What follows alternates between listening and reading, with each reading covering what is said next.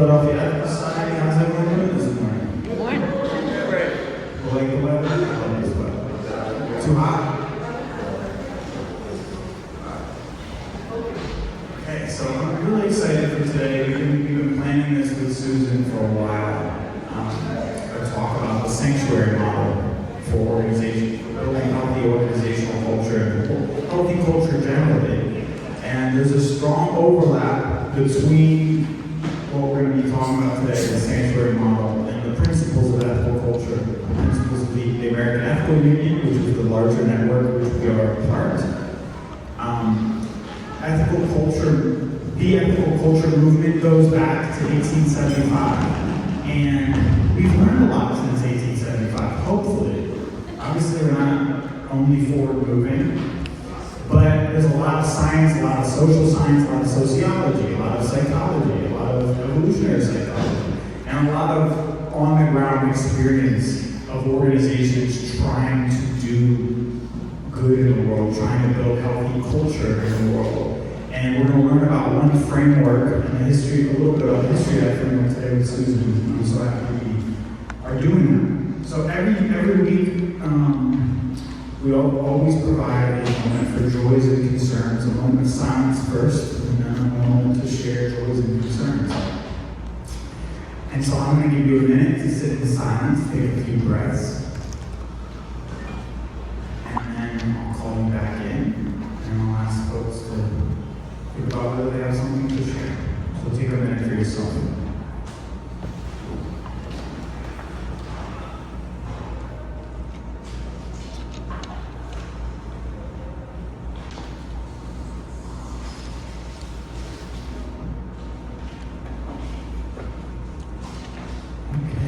Joys and concerns.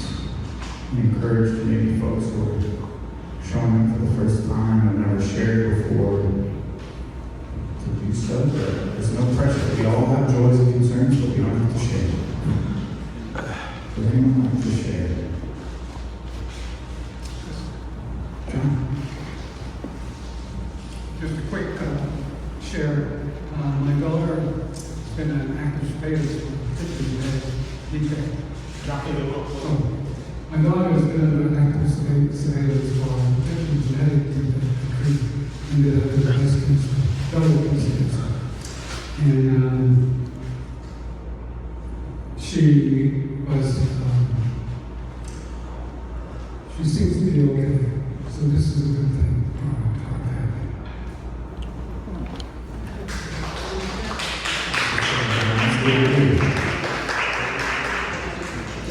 Yeah, I think we could announce a couple of birthdays. Stan, our board chair, just had a birthday on Friday, and I want to give a little round of applause for Stan. And my son Manfred happens to have a birthday coming up this week, and he's here with us today. Another other birthday? Fellow Leo. Huh? Fellow Leo. Fellow Leo, yes. And thank you for. Anyone else like to share joy or concern?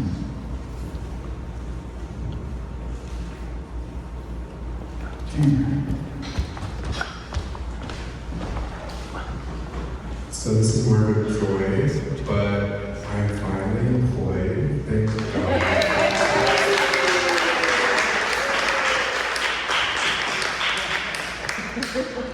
I'm also scheduled my next CPA exam for the 22nd, so yay!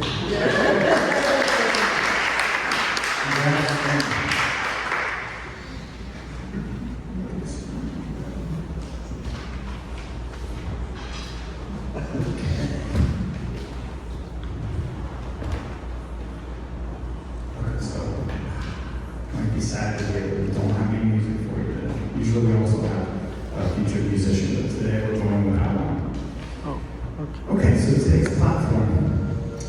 Susan Brotherton, MSW's Master of Social Work, right? Master of Social Work, is a former instructor at and alumnus of Temple School of Social Work. She's the former director of Philadelphia Social Services for the Salvation Army of Greater Philly, where she served for 8 years overseeing emergency, permanent supportive, and permanent housing programs, anti-human trafficking programs, family case management services, and food pantry programs. Prior to that role, she served as the director of the trauma-informed Red Shield Family Residence, an emergency housing program serving families in Philadelphia. She represented the Salvation Army at conferences around the country, presenting promising practices in trauma-informed care, creating trauma-sensitive cultures, serving families and youth experiencing homelessness, meeting the unique needs of survivors of commercial sexual exploitation, and understanding the intersection of adverse childhood experiences and human trafficking. She's the chair of the Ethical Society's Education Committee, and I'm really happy to have her as part of the Ethical Society because she's an excellent listener and a wonderful mentor. So welcome up, Susan Brotherton.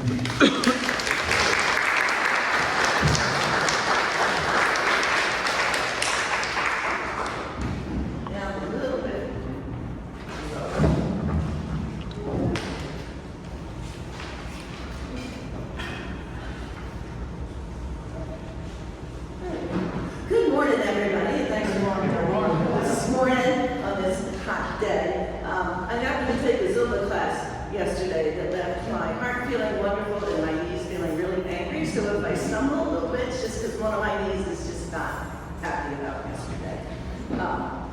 So sanctuary model, as Phil had mentioned, I've worked in social services, I've worked with unhoused folks, survivors of human trafficking. Underneath all of that is this sense of trauma. The trauma research goes back to, I guess, the early 90s with the adverse childhood experience research.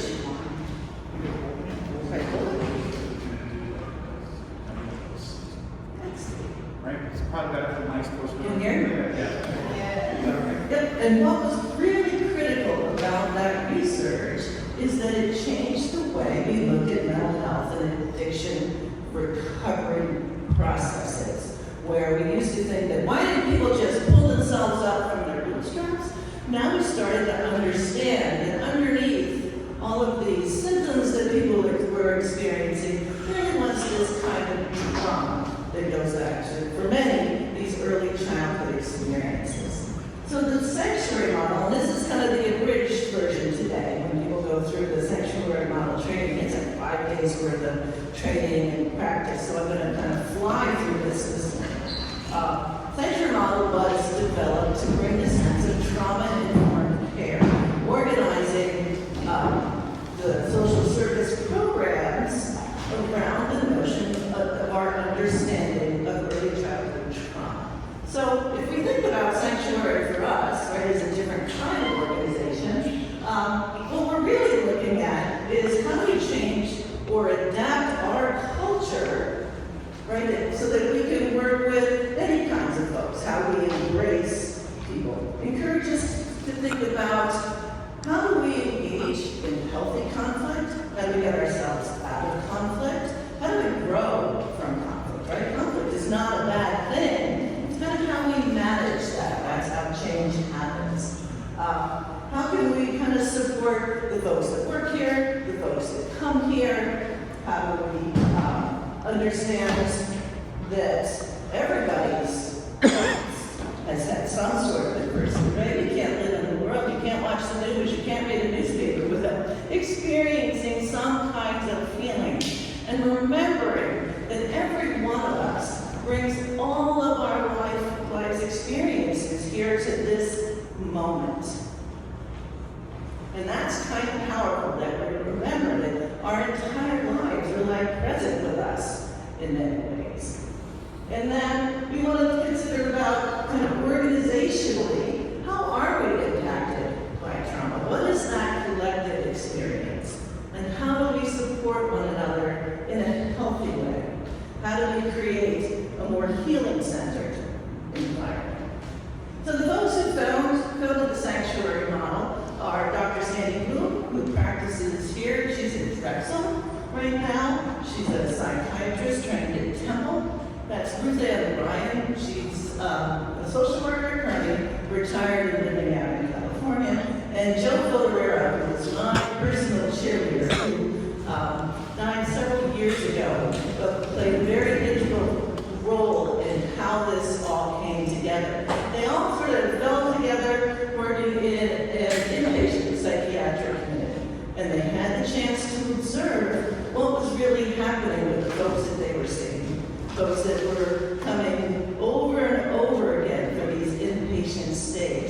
started to look not just at the trauma that they were experiencing, but also the trauma that perhaps the hospital setting was impacting the folks who were coming for help, and what that looks like for an organization.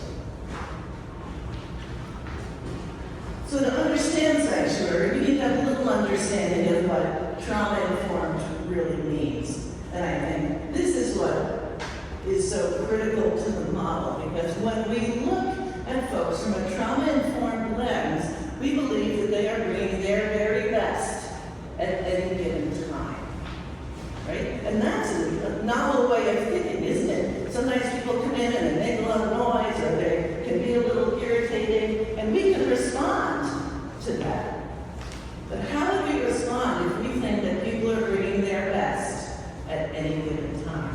Even children, when we think about kids in school who maybe aren't getting breakfast in the morning and are kind of cutting out, right? They're bringing their very best. It's just that they hadn't had a meal that morning.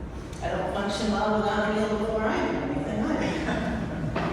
So, and because of this childhood and adult victimization, we really need to be able to create organizations that can meet people where they are and be sustainable.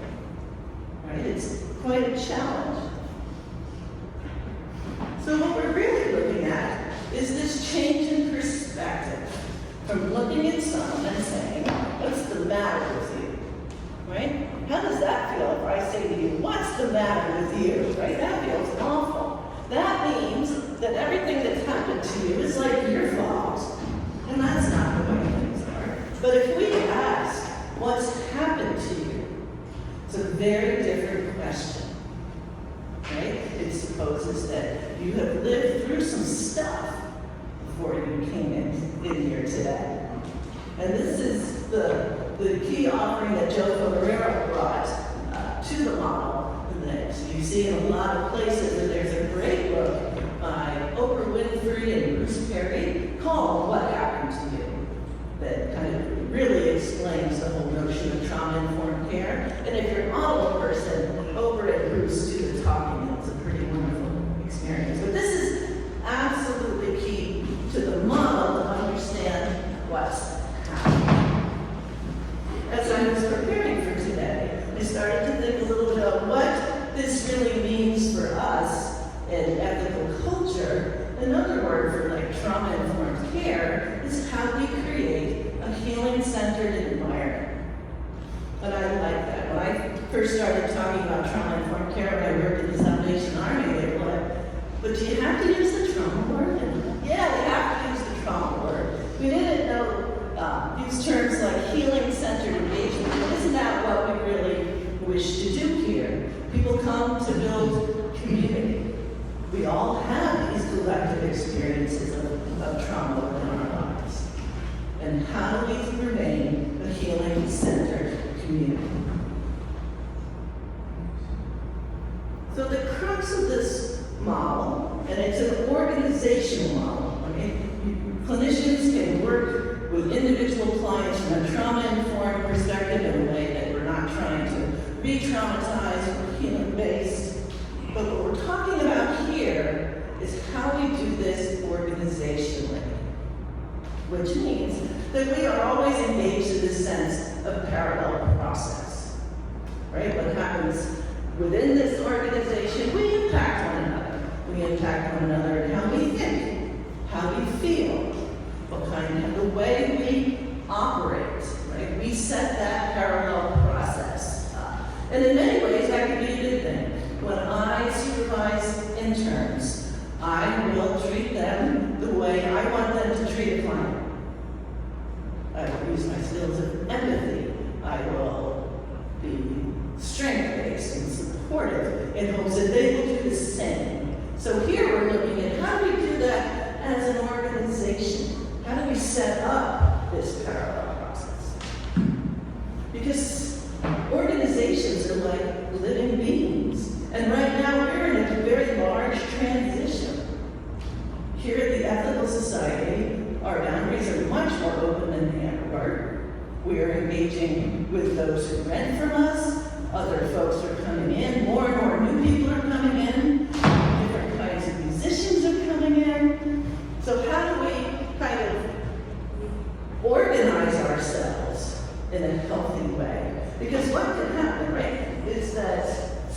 alumnus will organize around certain principles. When I ran an emergency housing program, our population had changed. We started working with very, very young women whose parents struggled with crack addiction, the kids were in and out, these young folks rather were in and out of group homes, sometimes visiting with family, sometimes being sent to other kinds of family members, and they had a lot of trauma. And when they came into the emergency housing program, they cursed you out in a hot second. Who didn't? What was happening? They weren't using drugs or alcohol, but they were ready to fight you in a hot second. So what did we do? Organization. We talked about the rules. We made things more structured. I worked really hard to protect the staff who would get cursed out daily, and that's not okay. But what we were doing was actually organizing around the trauma.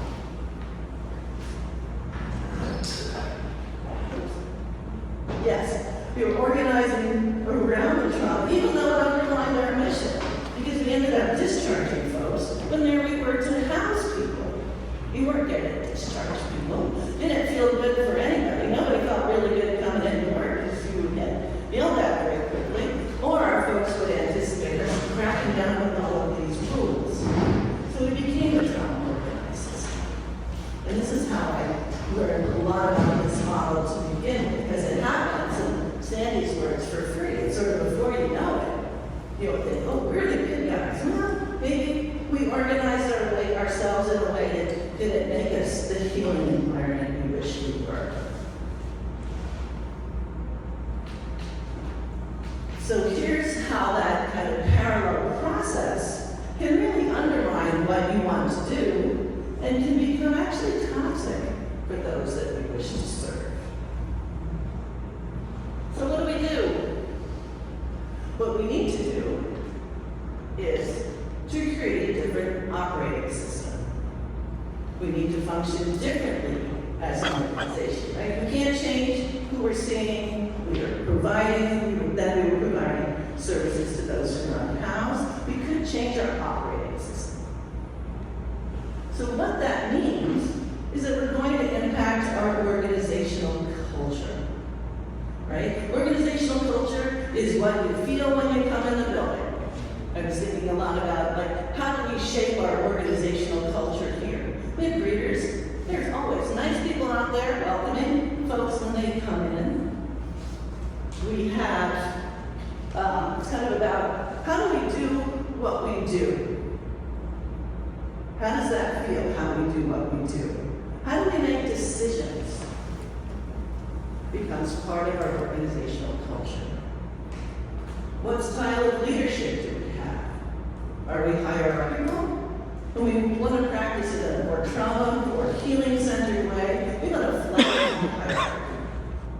We want everyone to feel involved in how we do things. How does it feel to be in here? Some days you come in and there's great art on the walls, right? That speaks about us. The music we play speaks about us. It all becomes part of our organizational culture. How inclusive are we?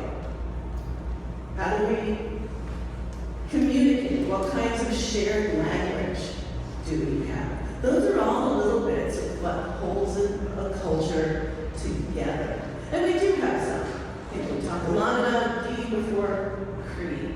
The children's program are now doing Ds, right? This is starting to catch on about what it means to be part of that little culture. Yeah? Okay, just making sure. Just making sure. So, what is this operating system? What it means is that we adopt and commit to certain values. And we do a lot of this anyway. First and foremost is this commitment to nonviolence. And that's any kind of violence. It's not just the 911 or, I'm going to hit you if you do that again. It's about gossip. It's about how we engage with one another. It's about safety. How safe do we feel around one another? We value emotional intelligence. program. Sometimes we've had some unhoused folks kind of come in from the outside. We know that some people have some serious mental health issues, right? So that stuff isn't personal, and they might call fillings that aren't very kind, or somebody else that aren't very kind.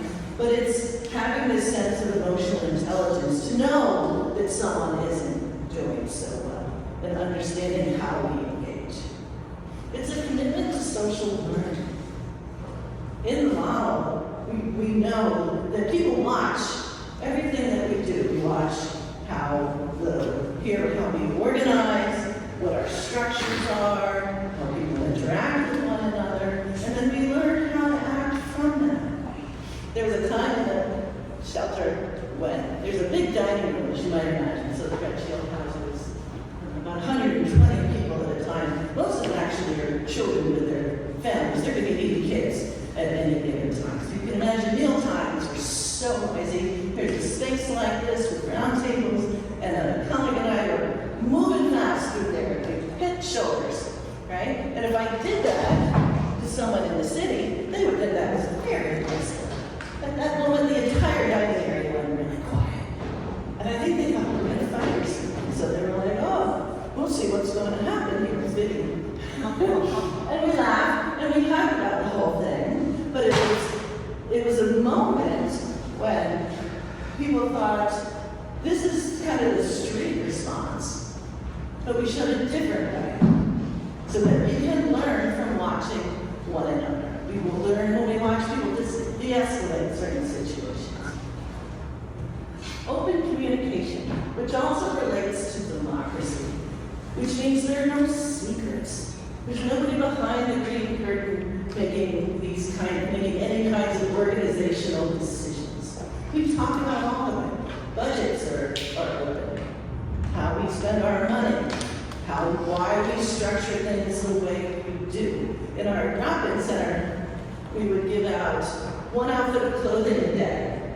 And it wasn't because we were stingy. It's because that's all we had. There was such a demand, but people would be like, why do I only get one? And if you take the time to explain why there's only one, everybody kind of understands. We value open communication. Social responsibility, which simply means that we are responsible for one another in this building. We are responsible for the safety of our program. And it was funny, it was last Sunday, Sylvia and I were talking, and one of the kids came up and said, there's somebody mean coming downstairs. Without God, we just walked downstairs together to take a look and see who was mean, and maybe what that was about, but it was just a natural response to maintain the safety of the program. It wasn't a big deal. You're making a face. It was not a big deal. But it was that kind of instinct that we are responsible for one another's safety, that we get out there and speak. Democracy means a lot in this model. Because when you're working with populations and survivors and people who are unhoused, they don't have a voice. So it's so empowering to give people a voice and choice and autonomy. And with that also comes a sense of responsibility. It's a way of also building community, and that everybody has a voice in how we discuss what happens in our program. Here we have committee structures. We often have times when people can talk about how things are going on in the society. But democracy is really, really important. Another main key of the model is how we kind of flatten the hierarchy so that everyone is equally responsible. We all have our roles, but no one role is any more important than anybody else's. That's, without a leader, what would we do? Without Tracy to help maintain the building, what would we do? For me, the most important person in the Red Shield was a guy that made the best fried chicken on Fridays. That's what mattered. I didn't matter as much to the folks that were like, be here, it's Friday. And that's what was important. And then we commit to growth and change. We if we didn't believe that, I don't know what we would be doing, because we have to believe that people can move forward and grow and change.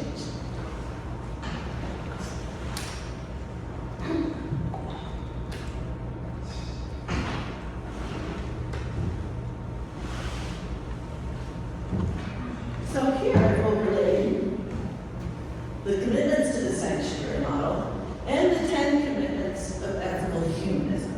Now there's a lot of overlap, I think. I think when it comes to looking at critical thinking, are we not thinking a little bit like emotional intelligence? How do we break down a situation? How do we not just react?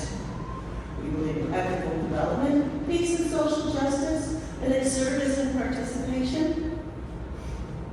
Altruism, humility.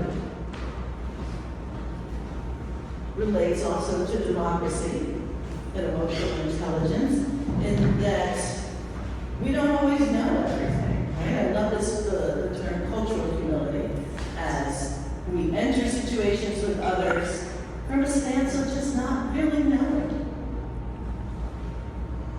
But that we are willing to learn. It's that openness, that humility in getting to know another. Environmentalism, global awareness, responsibility certainly relates to our social responsibility, and empathy. So there's a lot of overlap in the values and commitments of both.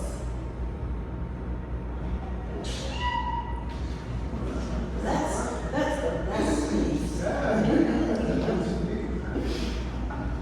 So part of building this operating system, altering the organizational culture in the sanctuary model, is a psychoeducational program which is called SELF. So SELF can kind of stand on its own. It is part of the sanctuary model. What it does in such a beautiful way is it looks at all of the symptoms and the impact of trauma from a very personal stance, so that everybody who works in the program, everyone who receiving services in these residential programs, goes through the program of SELF. And it's usually facilitated by a staff person, kind of rotates. And it's generally about 4 weeks, depending on the environment. Sometimes we spend a little bit more time talking about loss. But it looks at the impact of trauma and how we respond. So we look at safety, and that's not just like call the police safety, that's how do we maintain our boundary of safety. And what SELF does is it gives us a shared language amongst all program participants, so that we have a really clear idea of the meanings of words when people share them with us. We often assume we know what someone's saying, but we don't always really know. So this gives us a shared language. So, for example, when we talk about safety and how we maintain healthy boundaries, when you look at a situation, you could say, yes, I will do that. No, right? When we set good boundaries, I won't do that. And then there's this where we feel like maybe our boundaries are being pushed in a certain way. So that even like kids would talk to their case managers and use this language, and they'd be like, well, you know, I talked to such and such, and I really feel like, well, you know immediately what they're talking about. They're talking about the ways the boundaries are pushed. So it gives us that kind of language. Emotions. When there has been such disruption in people's lives, emotional regulation is really challenging. Even with the biological impact of trauma, right? It can disrupt our brain chemistry in a way that we really can't control those emotions. Sometimes they're raging, sometimes they're really shut down. But we acknowledge that sometimes you have to yell for something, but not all the time. We don't always have to scream to get our needs met. But we need to find a way for all of us to regulate our emotions and to be aware of when we're starting to become a little dysregulated. Let me look at loss. When you think of like, survivors of trafficking, youth who've experienced homelessness, right? There is such pervasive loss of milestones. Some of these kids never went to prom, didn't graduate high school, didn't have the opportunities to perhaps play sports, play music, right? There was no place for them to do that. We were talking earlier about folks who had to leave pets behind, right? And if should they have to go into an emergency housing program. So we need to kind of work through those losses and spend some time grieving them because they're gone. You can't replace that. So we look at that notion of loss before we can step forward. The other thing we want to consider, any kind of model that's about change, is that any kind of big change we make, there's a loss. Right? So if we want to go to the gym 5 days a week, well, we're giving up some free time to do that. When someone loses a lot of weight, perhaps, they've given up maybe some things that they really like. Years ago, I smoked cigarettes. And I would smoke outside with all the clients at the Red Shield, because I did little smoking studies. I knew all of us. I knew what everyone was saying about staff, I knew what people were saying about each other, I knew who was hooking up and maybe shouldn't have been, and the curfew violations, which was nice that I knew all of that. Then I quit smoking, and I knew nothing. So there is this notion of loss that we need to work through, and always remembering that change, positive, can bring about a sense of loss. And then once we can get through that, and we can mourn those losses and kind of put them in their places, then we can start to look at the future. And for any folks who work in like recovery programs, it's a really nice space when someone can start to get out of that like recovery space, which is very me-centered, right? It's all about me because I'm working on this. So that we be giving back, to engaging in the community in a different way, to start planning a different kind of future and the risks that it takes to do that, right? Then we start to setting some goals in how we want to move forward. And what does that mean? So this becomes this shared language, which I often call like the glue that holds this all together. The other thing I've loved about self, well, a couple things. One, there are freestanding self groups around the city that are facilitated generally by people who are some peer specialists, also survivors, because it helps people kind of work through these trauma symptoms. So it's used in that way, it's used in creating this language, and it is kind of the best way, I think, to when we start to work through conflict. Because in organizations, isn't that where we see there are issues, right? There starts to be conflicts that are not maybe resolved so positively. And if they're not, then it starts to build, and then it starts to be divisive. So how do we use our shared language to embrace conflict as a positive route for change? So to me, self was always a compass, because when there was a conflict, chances are it was about a safety issue. Right? Say there's a good example even here, right? That we're maybe a little bit torn by wanting to be accessible here for folks to freely come in and be part of our programming. But sometimes people come in because they want to get out of the heat, and maybe they are struggling with some mental health issues, and that we are not necessarily prepared always to deal with, right, when people are living on the streets. So that would be sort of the safety question of that. The emotions are, it doesn't feel good to be framed. So those are kind of the emotions of this. So while we don't want to have to experience feeling threatened in any way, we also want to balance that out with how do we still be open to the community. The loss is, what do we give up as we make a decision? what needs to go? Maybe we need to keep the doors locked. Maybe we don't keep the doors open all the time, every day or the whole time. And this, I'm not saying we don't, I'm just saying using this as an example. And then future is kind of how we move forward. But what's lovely about this is it recognizes the whole safety part of a conflict and the emotional part. Because that's what's behind it. You know, I want this. I want my needs met. It allows us to work through conflicts using this kind of kindness. So there are some other tools. I've gone over the psycho ed part.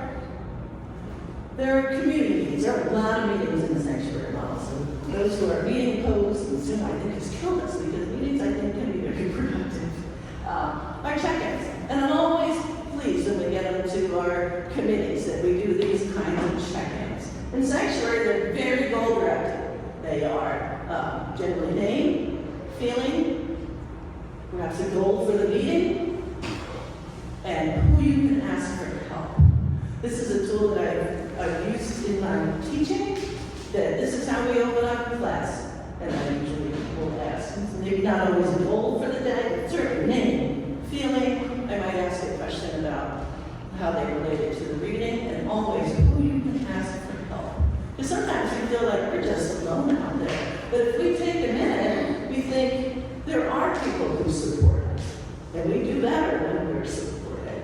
And I have to say, I went out to a girls' maximum prison years ago, the secretary of prisons from here in the city, because we were really pushing for this use of this model in prisons, because it's just a kind of way when you understand, particularly why women end up incarcerated.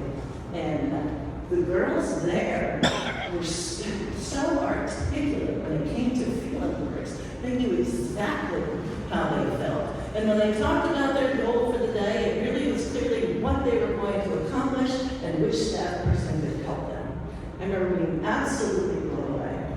So that anybody, of course, can. We can all use this kind of check-in. We rely on rituals, how we move through seasons, how people move through our programs. Phil talks about that moment of silence is one of our rituals. We have rituals here. When we think about things that we do over and over again, and that moment of silence is quite common. We rely on team decision-making, always. More heads are better than one. We get the best out of people when we give them the power in the areas of their expertise. When I ran a shelter, there was a whole kitchen crew. They served 125 people 3 times a day. I didn't know about budgeting. I had no idea how to order for any of that, right? That's their expertise. Gave them a budget. You guys do that. So that teams can make their own decisions. We do a lot of safety planning. After folks go through self, they make themselves a little safety plan, which is when I feel stressed or when I feel that things are out of control, gives you a little list of things that you can do in the moment so that we're prepared. It's like a fire drill, right? We're going to get stressed out. So now we have it. I used to actually have everyone wear them so that they have them on their person all the time. But there are apps for safety plans now that you can like hit a button, it will phone a friend, it'll play a song, calm you down. But we do always safety planning. I have Sandy teaches at Drexel, and she has all of her students make safety plans in the beginning of the semester, which is kind of cool. And lastly are these what are called red flag reviews, which means that we are all empowered as members of this community. Should something kick off that's kind of scary, that impacts a lot of us, to immediately call a red flag review. So in a building like this, maybe not so necessary, but an emergency housing program, things can kick off where we really need to de-escalate. So there was a morning, I used to work Sundays and Thursdays, and there was a mom brought fire, not a huge fire, a little fire, and was like, look, this is on fire. So I called the red flag review, I put the fire out, and then we had, everybody knew to come down, and we had to talk about, not like we're not setting trash cans on fire, but where do we put our lighters? Where do we put our matches? How do we make this a safer community so that it offers an immediate response when something happens, right? Because in big programs sometimes, when things happen, it can feel a little overwhelming, and then it gets put off. We'll do that meeting tomorrow. It gets put off even farther, and then a chance, a really wonderful chance of learning is lost. So those are our sanctuary tools.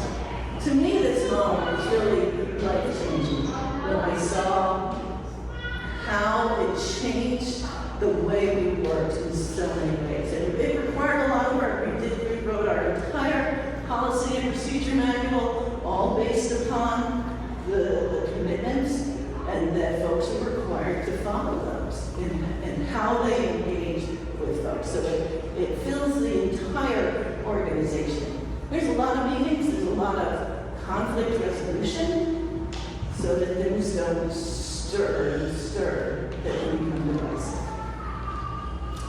I think that's the fastest sanctuary on the planet ever.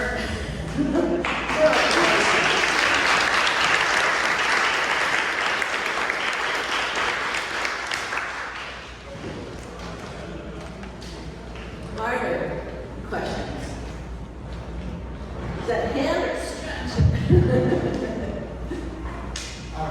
Yeah. Jim, So I would think that the most powerful way that this model is incorporated is through ultimately the language that's being used.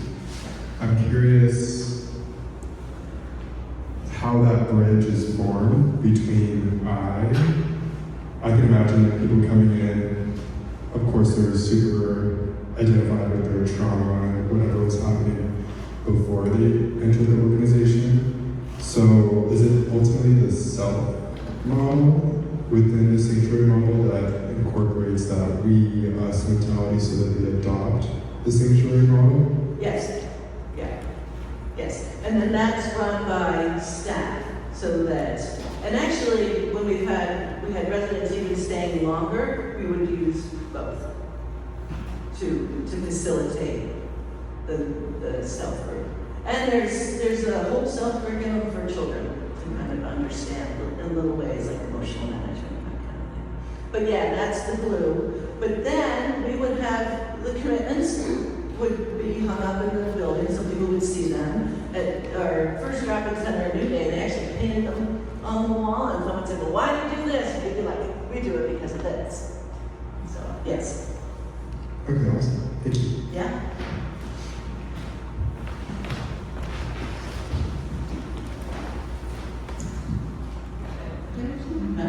Okay, so I've worked in elementary schools and preschools, and I've noticed how I've worked in like low-income areas and higher-income areas, and I've noticed how like when trauma of like poverty and gun violence affects specifically like ADHD and autistic children, the diagnostic criteria is the same, but like the way they behave is so drastically different. And I guess I was wondering for you, what you found helps soothe children that already like are going to have struggles due to like sensory issues and like social issues, but then in addition have like the trauma of whatever else is going on in their life sort of impacting and making their behaviors more exaggerated and their dysregulation more exaggerated.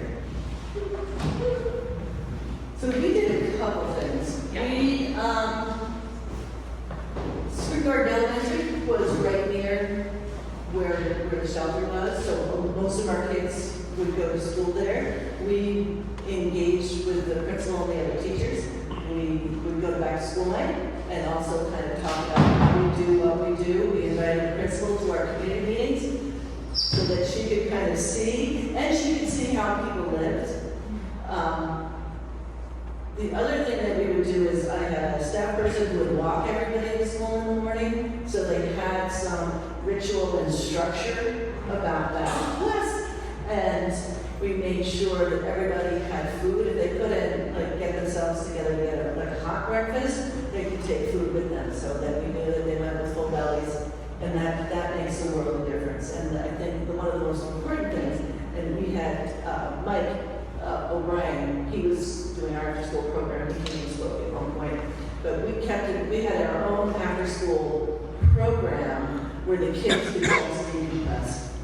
And they could come home and cry if they needed to, they could just do nothing, but they had their own space to just relax. And it was one thing that we really fought to have, because somebody started that it was more cost efficient if the kids went to the same after school program that one of our community core had, but it didn't meet their needs.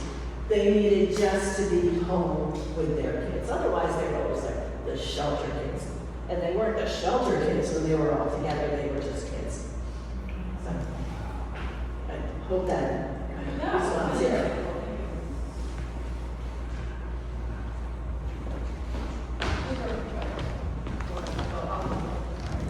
Quick question from Zoom from Ken. Where does the model most break down? He might think that someone inebriated or having a psychotic episode, or maybe something else, like an external mandate for an entity that pays or funds the program. So, what I think is in that it trains the staff to better understand and better manage those difficult situations. So that rather than looking at someone who's showing these psychotic symptoms and really getting very frightened and escalating themselves, they knew what it was, and then they were trained in how to manage that. You can't really change that behavior, but you can organize yourselves around it to create a safer place for that person to be until you can get some other kind of help. And then inebriated folks just had to sit on the couch. So they weren't as inebriated. So.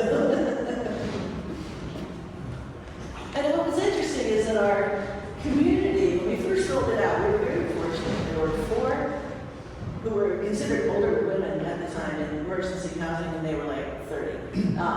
But they were able to guide some of the younger women to point out that this made sense. So I used to refer to them as our pillars.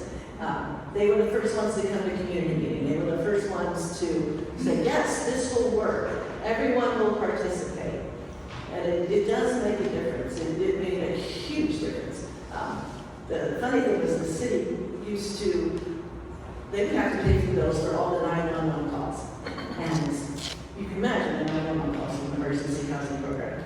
And we'd have to sit in a meeting and look ashamed, like, you had 20 calls, what's going on in your place? And about a month or so after we worked through all this out, we only had calls to 911 when someone's having a baby.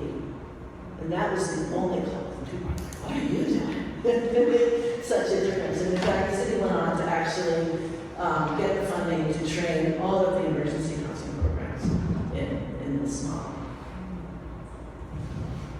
You know, whether you keep it up, keeping it up is the hardest thing. It's like Sisyphus with the rock, pushing. I guess, so sort of what we were talking about is when you apply this, where and in what ways do you expect to see outcomes change? Like, what are the primary markers you're looking for changing when the system is applied? Immediately, it's the spread of violence. Because violence is a contagion. And I think when you could create a place where there were words for conflict that people can talk through, and then other adults that you can talk people down. And that's the biggest change.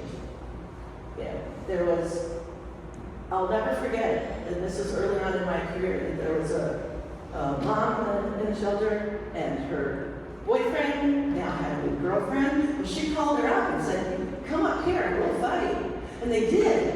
And in a matter of seconds, like, what are the other adults went flying outside? So when they say like violence is a contagion, yes, violence is a contagion because everyone got so escalated and coming in with like black eyes, and I just never seen anything like it.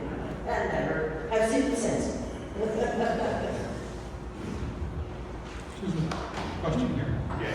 Just a comment. Over here, John. I'll bring the mic in a second, yeah, all right? Okay. Do you have a program evaluation or outcomes measurement connected to the program? We had, at the time, we did report outcomes to the city. We were able to keep more people in emergency housing for them to secure permanent housing or move into like a transitional housing. We didn't have the same kind of drop-off. We counted folks engaged in treatment for mental health and for addiction recovery, because when we're talking about this and understanding trauma, people are a little more ready to seek help, because it's not like you're the problem, right? It's everything around you that brought you to this point that you need help. But those were the kinds of measures that we kept: reward participation, those who got jobs, those who secured housing. But the biggest, I think, was that we were able to keep people in emergency housing longer, which from the outside you would think, well, you don't have a home, you better stay in shelter, but it's a really hard place to live. Can you imagine living with 25 other families, with little ones like around your knees all the time? Moms and caretakers really need to keep their kids with them 24/7. And I know when Medfred was little, I had a monitor, right? You would sleep. I wouldn't sit on top of you while you were sleeping, much like we require of families in emergency housing. It's a very difficult system. And, you know, sharing these bathrooms with other people is a challenge. Thank you for being here. Can you speak to your challenges of navigating this system in a private, predominantly profit-driven healthcare system? I think that this can take time. Right? I had to figure out how to get all of my staff trained. And Sandy came here to the city and trained. We received funding from PHS at the time. So if you received this funding, you get this training. But I had to figure out, over the course of 5 days, to get all of my staff to this training, which meant finding other ways to feed people and other ways for people to watch their phones and keep our place safe. So that was a big challenge in getting everyone there for the initial training. I think it is time consuming, because you always are talking about how to resolve this conflict. So those are the main things. I think the model is evidence-based. Sandy's working on it. He's just launched a newer model called Presence. I haven't had the training in that. The other thing that made this difficult is that it was cost prohibitive. It was like $25,000 an agency. And as a sanctuary network community, they were out of New York, or the Yonkers. So you had to go stay in Yonkers at the Andrews site for 5 days. You can't, how do you take, a big chunk of your staff out for training? There's a book, which one is it? I think it's Destroying Sanctuary, that Sandy has written that tells you how to roll out. It's like a user guide, the entire model and all of the theory behind it. I can't tell you how much this program has enlightened me in a variety of things, so I really do appreciate it. And as we're talking, I'm listening to my experience when I was here. This was in a library setting. 4 words told to a child: what's wrong with you? And you could see a little deflation. It was, and I'm thinking back at, I'm trying to think what the kid was thinking. But I also noticed how fast the teachers would step in and try to, there is nothing wrong with you. This is explained, it was marvelous process, so thank you. Yeah, yeah. Mike and I did a training for the guidance counselors, and a lot of teachers one summer, I guess, in their agencies for teachers, and they were these light bulbs that went off, because I think as a teacher, you can be upset with parents. Why don't you send this kid with better clothes or cleaner clothes or something? But when I could kind of understand that there's a lot of trauma behind that, and trauma within the poverty, it doesn't mean that people don't care because they don't have any needs. So, yeah, thanks. I have a question. I know that many police officers have. Oh, okay, better, okay. Not hold up, but like you're speaking into the. Oh, right, like this. I know that, or I think I know that a lot of problems exist with police officers in that they are not trained to deal with mental health issues. And if they were, it would be a lot better. Does your organization work to train police officers to either have a mental health unit that could come out that they could call, or, yeah. I'm retired. I have no organization, just me. But I know we had a police chief here one time who worked under sanctuary. She was the chief of the Center City District, who engaged all of her officers in trauma-informed care, including making sure that their needs were taken care of and understanding trauma. I think that there have been social workers that have worked with law enforcement. When I was with the Salvation Army, we did a lot of training about human trafficking, and with law enforcement, with probation, parole, the DA's office, right, who you would look at a girl who was prostituting, right? But she's a girl, right? So she can't, you can't be a child prostitute. There's no such thing as that. But they still looked at these kids as criminals. But after training, I think that folks look at things differently. So I think there are some. I don't know if there's anything formal right now. I've worked with other social workers that ride along with police for that very reason. I think that's a cool job. I have one question for Zoom here. I think we move on. David Kondo asks, going back to what you were doing in comparison, the policy here is the society kind of in limbo.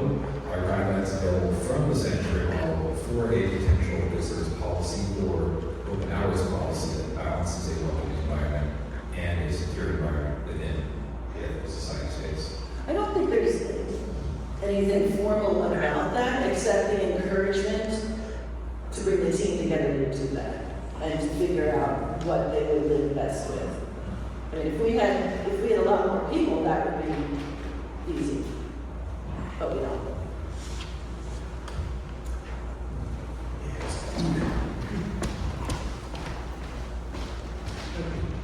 I think we all know what's happening in the public schools and some of the private schools, Gen Z, they call it, and there is an increase in physical and emotional abuse taking place, even against the caregivers, the school teachers, counselors, and so on. Are you seeing this wave coming to you as well in the last few years? We really can't speak to the school system. I know there's other teachers here. There are. But Hannah might be able to speak.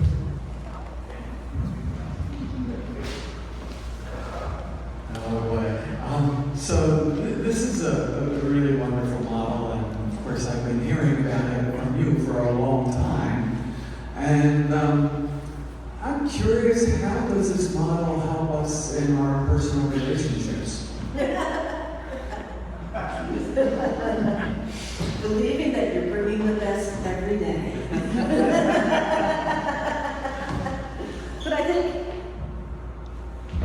think just that notion of what happened to you, I think is enough to carry through any kind of conflict, and remembering that we are the product of everything that's happened.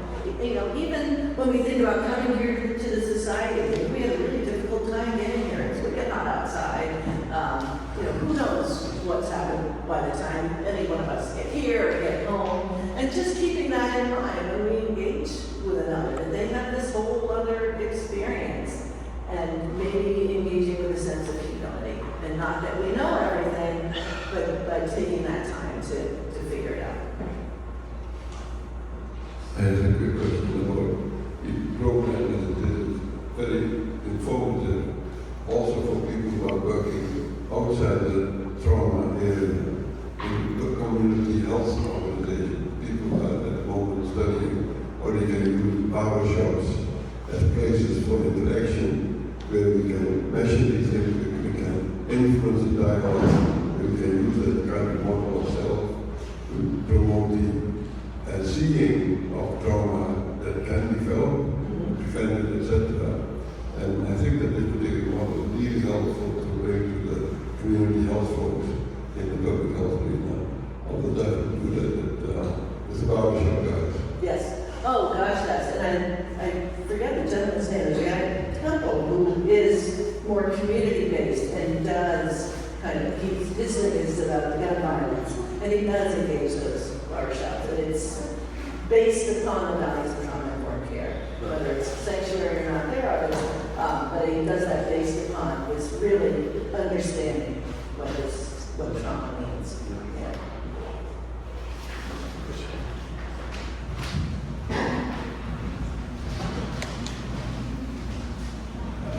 First of all, thank you so much for coming in and talking about this. I'm a social worker and do a variation of self-groups with teens around the city.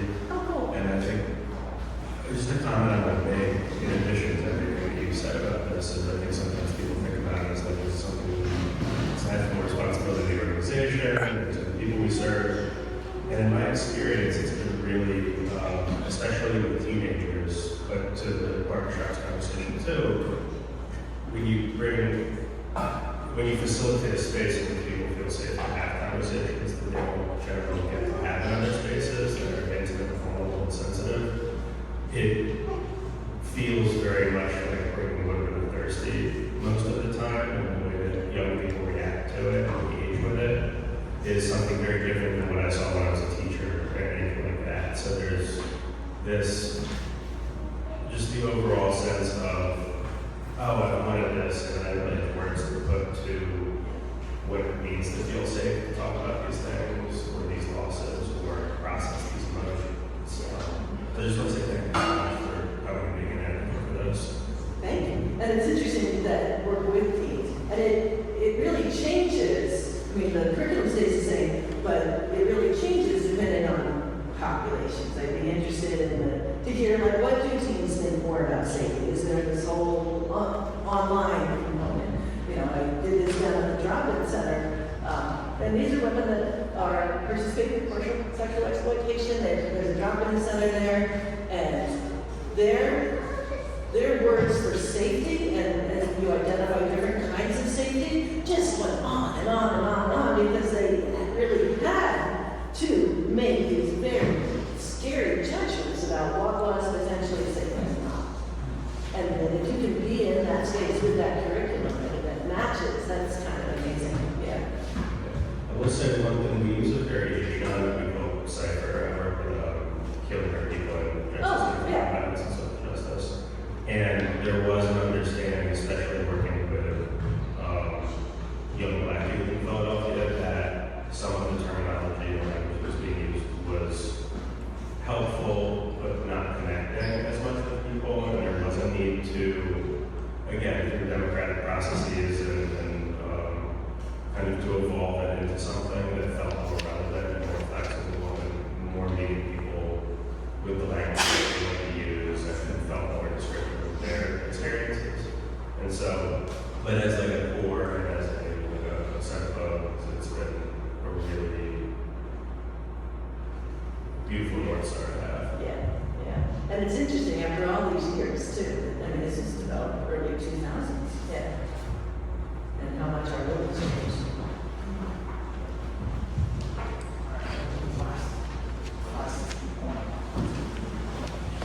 Very quickly, I was just curious, the sanctuary model versus sanctuary cities, not versus, but was there a bleed over relationship with that?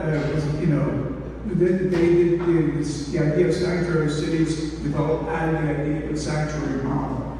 I didn't think so. Yeah.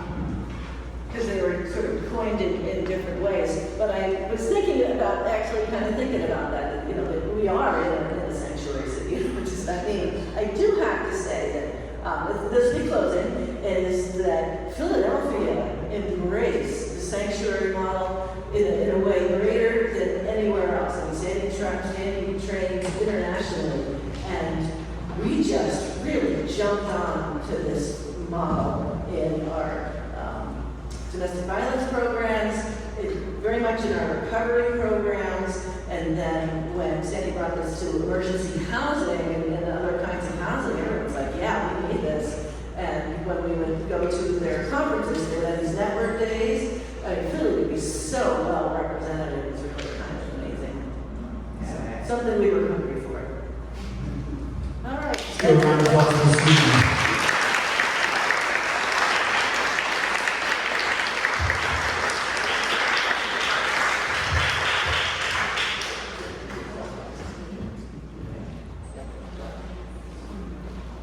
So we want to be able to paint with many colors, and this is a very rich color in our toolbox, right? One of the things that I want us to be able to do as a society is have a bunch of different frameworks to think about the work we're doing, whether in our personal lives, outside of this building or inside of this building. And I'm looking forward to continuing the conversation about the relevance and how to bring some of this culture into the work we do at the Ethical Society. And if you have other frameworks that you use in your career that you know people rely upon and that are evidence-based, that have an impact on the world, please bring them to us. Connect with Susan and the Education Committee, because we want this to be a place where we're building skills together. Okay, so now we're going to move into committee and community announcements, and then the Ending Racism Task Force reflection. And we'll have a little bit of social time here. There's an event right after this that I'll have Christian come up and tell about in a second. But first, any announcements from the Ethical Society side? Dan. At the American Ethical Union Convention or Conference recently, we had a group talking to us about some of the struggles that all the societies are experiencing. And one of the biggest ones is how a handful of people are doing all the work, and we're stressing them out and we're burning them out. So we really need more volunteers to join the committees. The community committee could really use some help. And to try to take some of the pressure off of the really good people like Drew here, who are just doing a tremendous amount of work, and we need your help.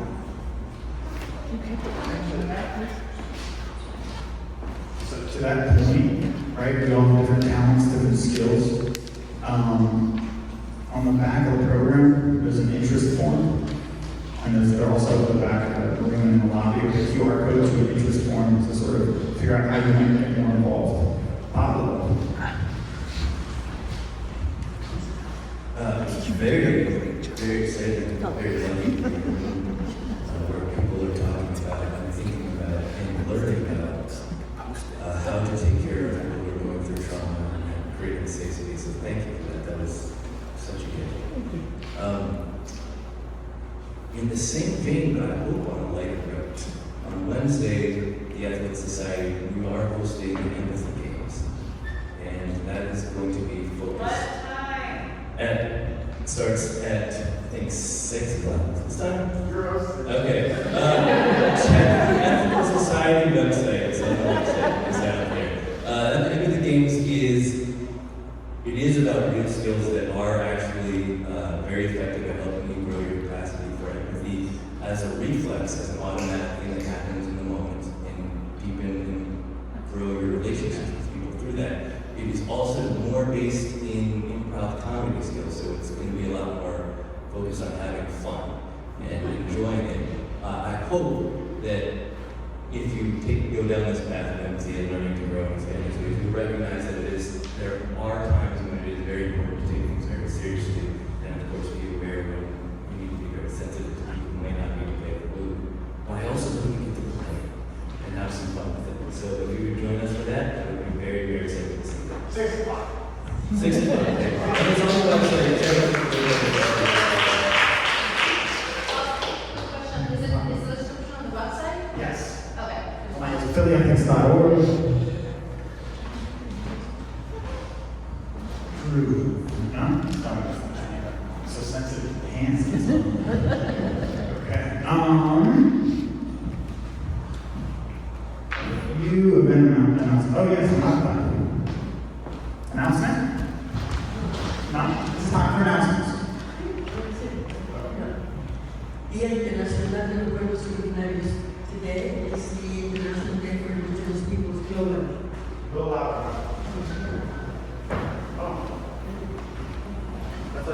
Today's the day of International Day for Indigenous Peoples. Okay, that's the announcement. Thank you for letting us know that. And okay, also in your program and coming up, just want to let you know about a few different things. Okay, one, our end of summer camping trip is happening from the 28th to the 30th.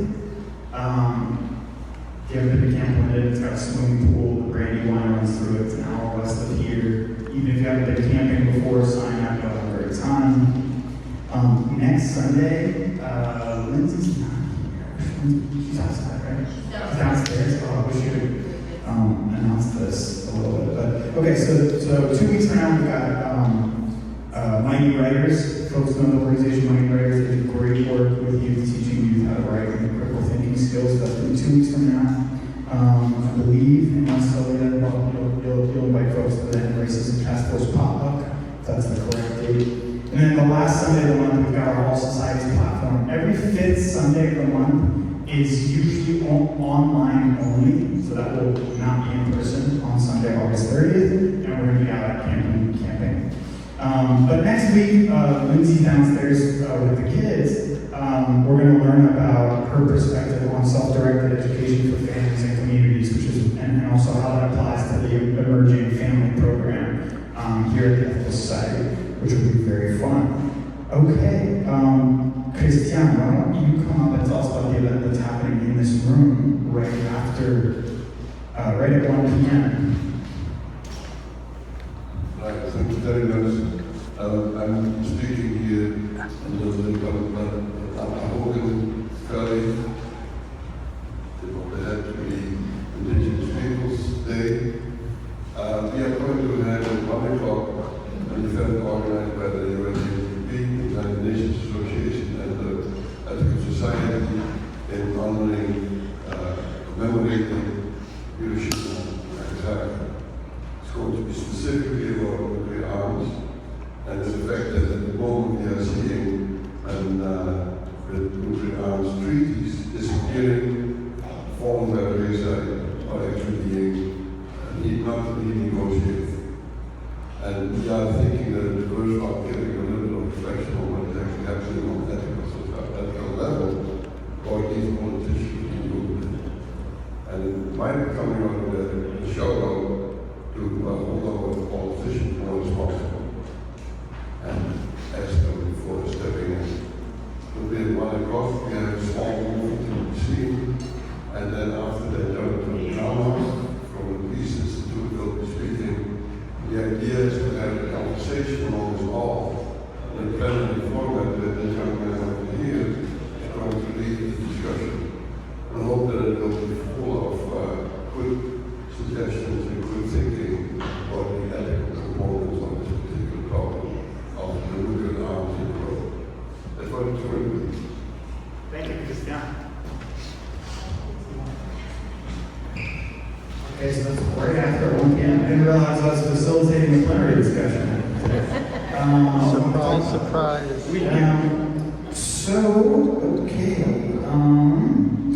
Now I would like to invite Sylvia Menzel. Eric up on stage, please. for our Ending Racism Task Force. And one correction, the potluck is going to be on the 22nd, not on the 29th. Eric, take it away. Good afternoon, everybody. It's good to be back here. I've been here a while. I am Eric Young of the End Human Task Force and alumnus of Sylvia's mentor. And I'm slowly to a reflection. And the reflection is very personal in a lot of ways.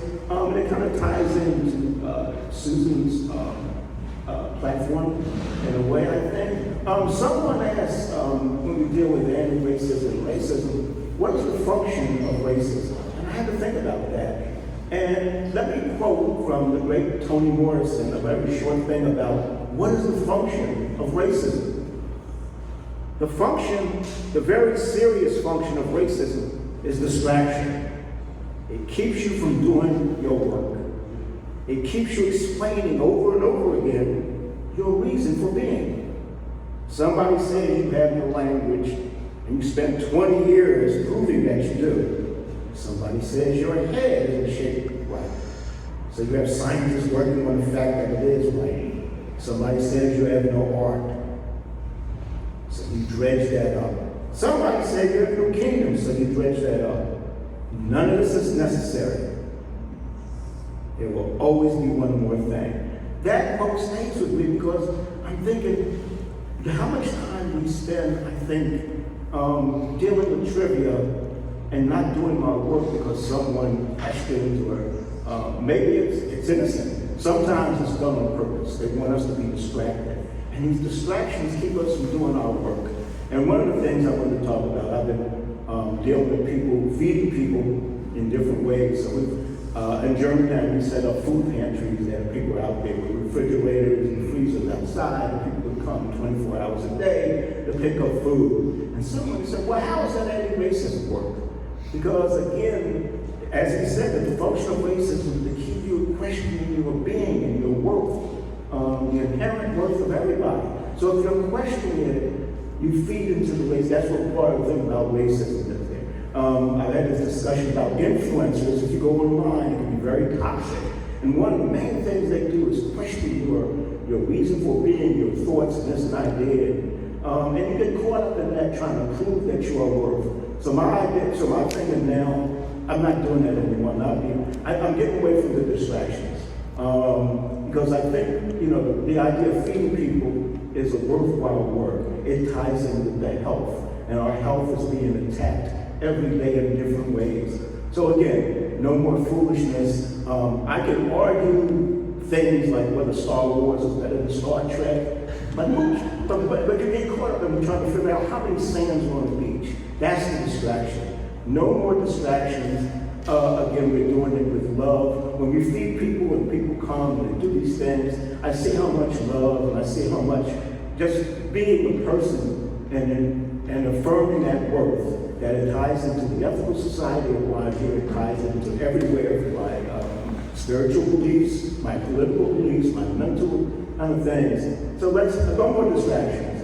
And I think Toni Morrison is so right. The distraction of who we are and whether we have the right to be. No more. Thank you so much. Thank you.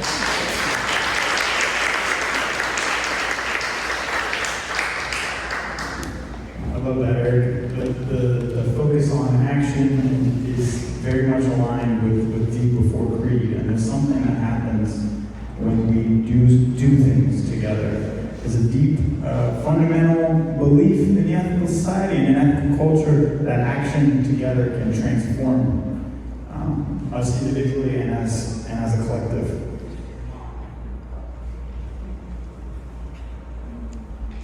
Lindsay, can you come up? I briefly mentioned the platform Lindsay's going to give, but I would like her to give a little bit of insight, maybe a teaser for next week. Sure. Hi, everybody. So I was actually downstairs when I heard your teaser, so I apologize if I repeat myself.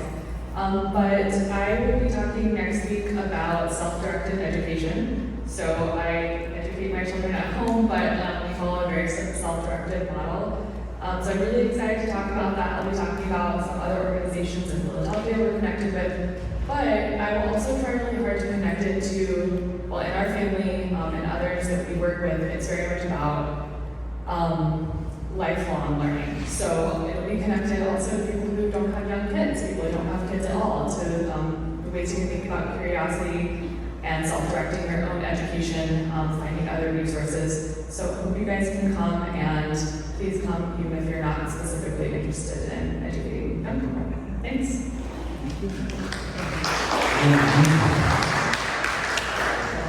Okay, so normally we would close it out with a song.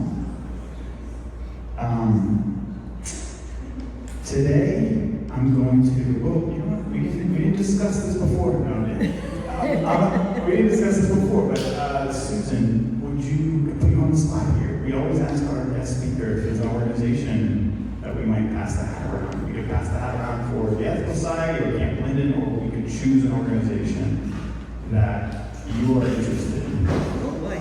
Can we direct it to our Developing Children's Program? Okay, Susan is saying let's direct it toward Developing Children's Program. And we're not going to vote on that. That's Susan's unilateral decision. Okay, so that's great for the Emerging Children's Program. I'm sure they're going to be happy about that. So we are going to pass the hat around, and also you can donate online because the Philly Ethics donation page, you can put a note in it that goes to the children's program. But can I get a helper to pass the bucket around? I don't see anybody to pass right now. Oh, yeah. Where are the buckets? Okay.